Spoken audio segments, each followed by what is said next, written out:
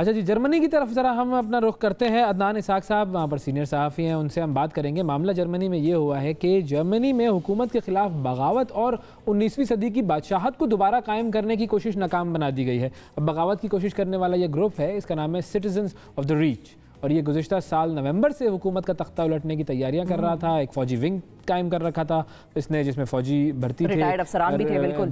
بالکل. اب یہ کیسے اس کا جو ہے وہ سارا معاملہ بے نقاب ہوا اور کیسے ان لوگوں کو پکڑا گیا، اس حوالے سے ہم بات کریں گے عدنان اسحاق صاحب سے. السلام علیکم. جی وعلیکم السلام.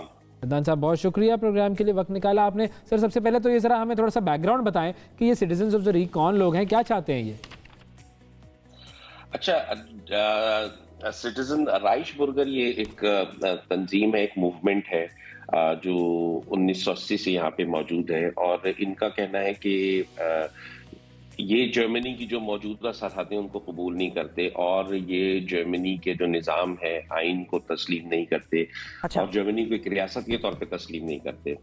اور ان کا ابھی تک یہ ہے کہ جو جرمنی کی جو سرحدیں ہیں وہ وہی 1937 میں جو جرمن سلطنت کی تھیں وہ والی سرحدیں ہیں.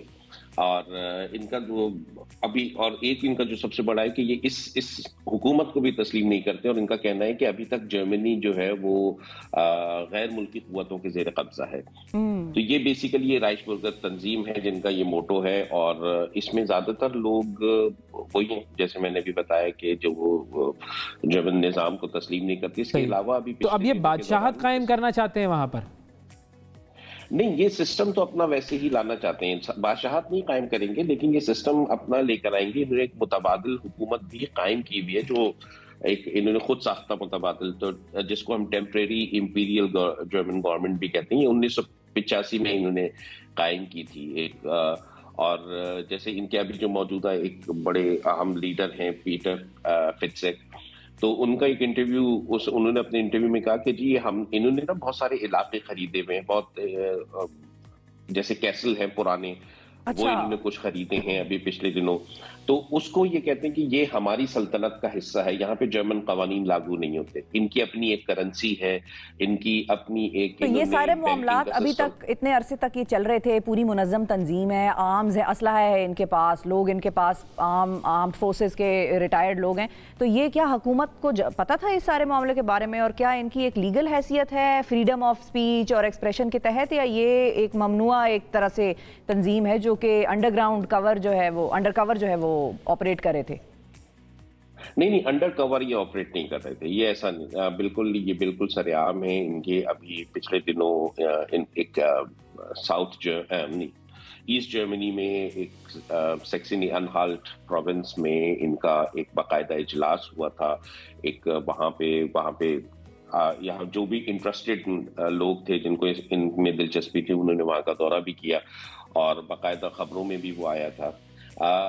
بیسیکلی ان کا اندازہ جو جرمنی کی داخلہ خفیہ ایجنسی BFV ہے اس کا اندازہ ہے کہ ان کے تقریباً 20,000 لوگ ہیں.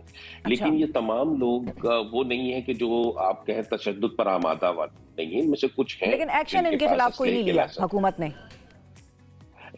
دیکھیں، ایکشن ان کے خلاف اس لیے بھی نہیں لیا کہ یہ ابھی تک کسی اس طرح کی ڈائریکٹ سرگرمی میں ملوث بھی نہیں تھے. ابھی بھی جو جرمن گورنمنٹ نے جو 11 مختلف بدھ کے روز جو یہ 11 صوبوں میں چھاپے مارے، تو یہ بھی شبے کی بنیاد پہ مارے کہ ان کو شبہ تھا کہ یہ اس طرح کا انہوں نے کوئی پلاٹ تیار کیا ہے، اور جس کو یہ اس طرح پارلیمنٹ پہ حملہ کریں گے، اور حملہ کر کے یہ لوگوں کو اپنے زیر قبضہ کریں گے، اغوا کر کے پھر ایک اپنی متبادل حکومت قائم کر کے اس کا اعلان کر دیں گے. تو یہ بیسیکلی اس پورے پلان کو بے نقاب کیسے کیا گیا؟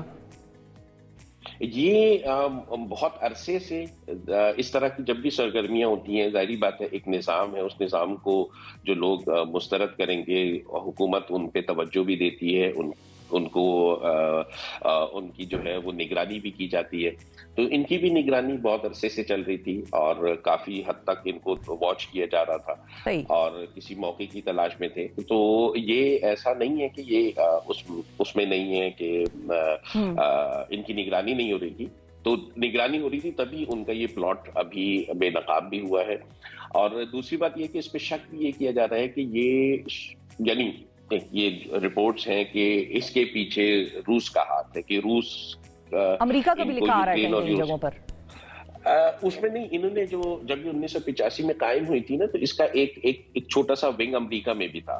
तो वो बेसिकली उस तरह से वो अमेरिका का जो विंग था वो उन्होंने रजिस्ट्रेशन वगैरह कराई थी, सारी चीजें कराई थी, तो ये इसका वहां से भी एक ताल्लुक जुड़ता है। बिल्कुल ठीक है जी, बहुत शुक्रिया अदा करेंगे। अदनान इसाक साहब हमारे साथ मौजूद थे, जर्मनी के हवाले से बात कर रहे थे कि किस तरीके से वहाँ पर एक तंजीम बनी हुई और उलटने की पूरी कोशिश नाकाम बन गई।